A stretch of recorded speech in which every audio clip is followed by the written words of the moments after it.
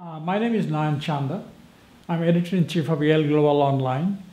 It is our pleasure to have in our studios Dr. Carlos Lopes, Executive Director of the Economic Commission for Africa. Welcome to Yale. Thank you. It's a great pleasure to have you in our studios, especially in this occasion when you are discussing the issue of African development. The first question that I think many of my viewers would like to ask you is that has aid been a curse for Africa or has aid helped Africa? Just a broad question. Actually, it's a debate that is quite topical. Right now, there are a number of developments taking place in the continent, and they have influenced the perception about aid effectiveness debate. There was a time where everybody thought that aid and conditionality associated with aid were responsible for developments in Africa. And now, somehow, it's the opposite. People believe that aid is not playing such an important role, and most of the developments are shaped by the fact that there is an emergence of Africa in terms of its role on investment trade, but also the interest of other parts of the world that are not traditional aid donors. My feeling is that this issue of attribution is really misplaced in the development debate. Normally, if development takes place, it's always attributable only to the individuals of that country. Now, the various factors that can influence that discussion, they can, of course, have some degree of influence, but we should not give them too much weight. The most important element of ownership of development process that conducts any country to transformation is actually the individuals of the country itself. Yeah, I think is obvious. The question really is whether the aid has been misspent with a lack of proper supervision or control of how the aid was used has led to dispersal of aid for private gains and not help the country. That perhaps is one issue. It is very clear that depending on geopolitical interests, aid has benefited certain types of policies. And depending on the period of your analysis, you can see the trends changing. Like, for instance, during structural adjustment programs in Africa in the 80s and the 90s, it was pretty obvious that aid was very much linked to a certain type of policies, prescriptive policies, reduced policy space in Africa quite considerably, and therefore, most of the aid was to produce liberalization, shrinking of the state, and you name it. On the other hand, you can also see that in other moments of history, for certain donors, there was a complicity between aid givers and aid recipients that could have been dictators or even, people that were more interested in their pockets. And it has not produced really any poverty reduction or inclusion policies. But more recently, you can also say that people have become much more refined in the way they deal with aid. Budgetary support is one of the tools that is now very much fashionable in certain countries, and you can see it's also shaping certain types of outcomes. So I think aid has played always a role and continues to play a role, but this role has been shrinking over time precisely because of the realization somehow that it is very difficult to make it completely effective, although, of course, it can also contribute to major development outcomes. Yeah. Africa is now suddenly emerging as a continent which sort of holds the future of the world economy because of, one, the population is growing there fast and these tremendous resources. Africa has 600 million hectares of uncultivated land. So technically, theoretically, Africa would become the world's breadbasket. So what are the obstacles in realizing that potential in Africa? When people look into China, and they say, well, China is now becoming such an important contributor as a pole of growth. And its size in the world economy has expanded so dramatically that now it's not only the second largest economy, but is poised maybe to become the first. What people normally don't remember is that, you know, China used to have that position in the past. So it's like a circle that is coming back 180 degrees. Well, Africa is a bit the same story. The Industrial Revolution in Europe was not possible without cheap commodities from Africa. And to a large extent, we can say that part of the development that took place in Latin America in particular was due to slave labor from Africa, and of course the United States the same. So what is happening today is somehow just Africa becoming a bit more assertive in the use of its own resources. That's one element. Second is that the demand now is coming from different parts of the world. So there is no more this cheap acquisition of Africans' richness. So there are competitors, so the commodity prices go up. And as a result, Africans get a better share of the value of their products, although it's still not the full share, I would argue. And then the third element that I think is contributing is what you mentioned.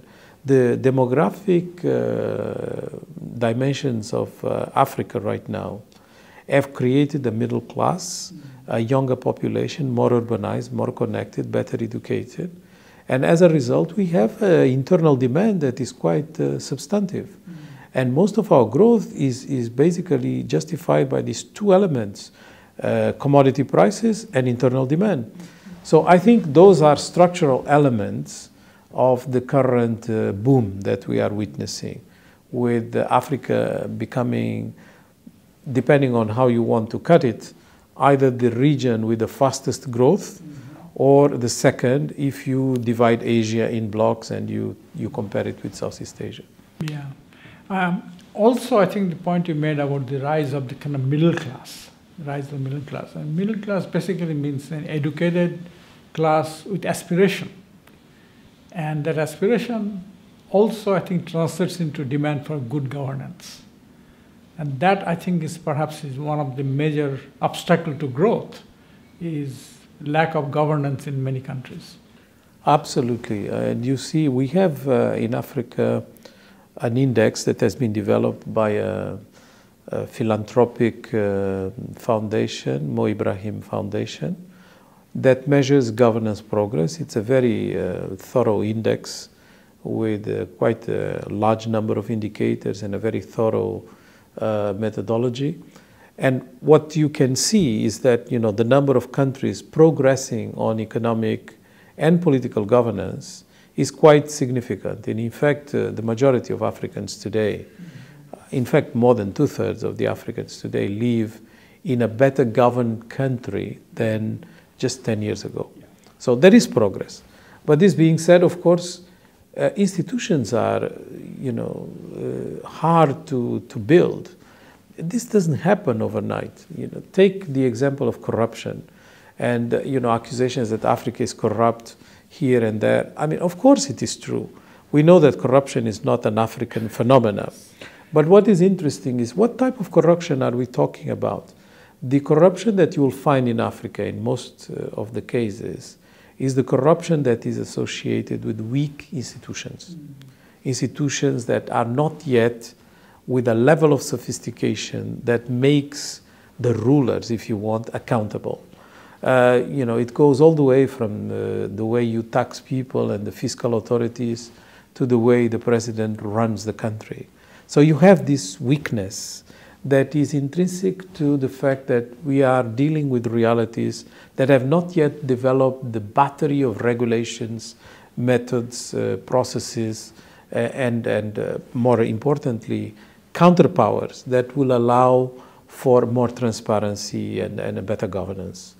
But this type of corruption is not the most important corruption taking place in Africa. The most important corruption is mispricing by mineral companies.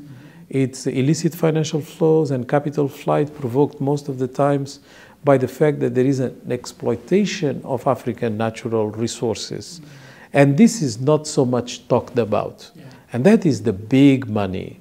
Yeah. Because if you just look into the transaction and financial flows between Africa and the rest of the world, it's very easy to detect that there is something missing in between. A lot of rounding errors there. Yes. So the question then is, so far, natural resources has been a sort of prime mover for economic development. But mining, oil and gas or mineral resources or forest product does not really create jobs. So what are the industry you can see that could develop in Africa using its resources but producing jobs?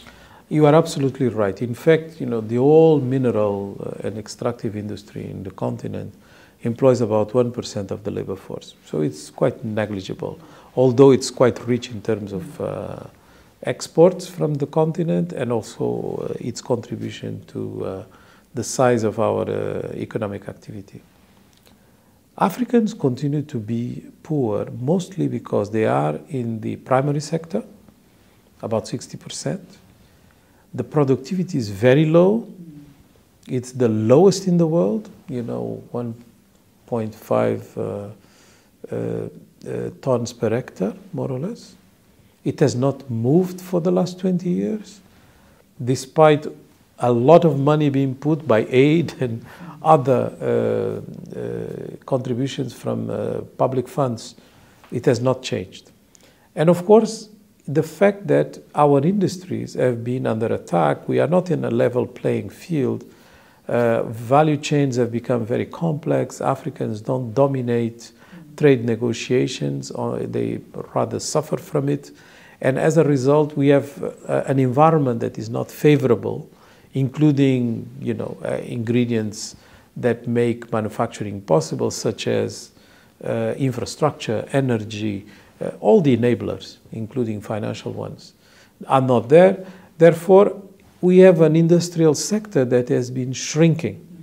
And part of this growth has been provoked by an explosion of services, but services that are mostly informal, also don't create modern jobs. So all of this points in the direction that we have a major problem of employment. So here you have 6% growth as it is predicted for this year, average for the continent, but you don't create jobs because the structure of the unemployment roughly, somebody mentioned 40% of the people are. I really don't like to quote employment figures for the entire continent because the level of statistical quality is so poor that it will be really hazardous to give averages on employment for the continent. Even for GDP, we know the problems that exist when countries do rebasing. Normally they double their size because there is a huge underestimation of Africa's GDP because of informal activities. But at least we know from financial transactions and the structure of the financial sector and the type of monetary instruments that you have, you can guess better. But unemployment is really quite hazardous because most of the activities are not formal jobs. Yeah. And it is very difficult to know whether people have occupations. But it is true that the majority of the population in the continent living in urban areas is not employed. So that much we know. And of course, there are a couple of countries that have better statistics, and then this becomes more tangible and it confirms the trend. But what I think is important for us to bear in mind is that unemployment, Africans are not going to make it with these poor services that are basically informal sector related or a very low productivity in agriculture because it has moved the value chain, it's not in agro-processing. So we really have to create industrial capabilities. And this is what we are arguing, that industrialization in Africa is not only possible, but desirable, and also that it has to be a different industrialization from what others have done. Different in what way? Well, we cannot do import substitution like the Latin Americans did when they industrialized. Of course, we are even further away from the European industrial revolution.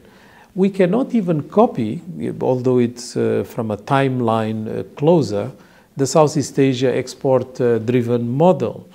Because all of these niches are more or less occupied. We are latecomers. But not only we are latecomers, but the environment and the context have actually become much more difficult than when those that I just quoted did it. For instance, you have much more regulation on trade. You have now a very complex value chain segmentation of industrial production. Intellectual property has become the most valued element of the equation. You, of course, have the financial system sophisticated in terms of transactions, access to equity, premium, insurances, and you name it. So for all those reasons, Africans cannot just do what others did. So how are they going to make it in terms of industrialization?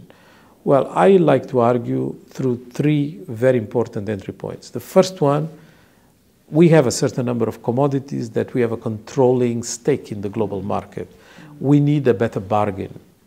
And I think Africans have to position themselves to make sure that they move along the value chain. Maybe not completely, but they have to find ways of taking advantage of the fact. Processing them to some extent. Exactly. So are you talking about some minerals? Both soft and hard commodities. It works as well for coffee as it works for coltan. The second is that I think it is very important for us to leapfrog technologically. We can offer a cleaner industrialization than all the others. Because, the technologies are available now. We are not married to any technological platform. Coal-based technology. Exactly. Yes. We can do it differently. And we have a huge potential on renewable energy that can, propel this move. And the third, we have to look into our own markets. For that, we need regional integration, inter-Africa trade boosting. That is what I'm going to ask you, that to have an integrated continent-wide market, you don't have to think of export substitution, export promotion, nothing. You can do it inside. We have a huge room to occupy for the moment because, Africa continues to import yogurt, toothpaste. We have so much that we can do just, by making sure that you boost intra-Africa trade. And the potential is not only enormous for Africa, but is also attractive for foreign investors. Because they can see Africa as a market where they can position themselves, growing middle class. And of course, it's going to be the largest labor force by 2040. I think we have... 2040, you said? Yes. I think it's going to be important that industrialization in Africa and the debate about industrial policy is done in a way that is not a pure imitating of other realities, but rather organic and responding to these imperatives I just mentioned. The one role that has been played in African development is the media communication. So cell phone has been a factor of sort of promoting a lot of services, right? Absolutely. In fact, Africa has more cell phones than India, more cell phones than Europe, and more cell phones than the US.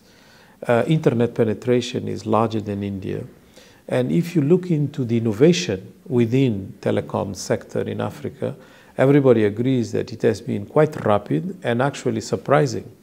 Africa has half of the world's mobile banking transactions. Half. And you would not have expected that the continent with the poorest, sort of education patterns. This is leapfrogging. Exactly. So I think, it's very clear that you can only do it with certain types of technologies. Sometimes because you use frugal technology or frugal innovation. Sometimes it's because, the simplicity of the technological sort of media that you are using, like cell phones or other devices, make it possible because they are very mobile, they are very easy to absorb. And I think Africans may surprise many by being a center of innovation in areas such as the IT. And I think this is very much the demonstration that I think we should use also for energy. Africans do not need to have solutions for their electricity deficit that are imitating the investments of other regions of the world. We can go very much into renewable, we can go to off-grid solutions. There are plenty of opportunities that now are mastered technologically, that Africa can be the pioneer or can be at least the terrain where this is expanded in scale.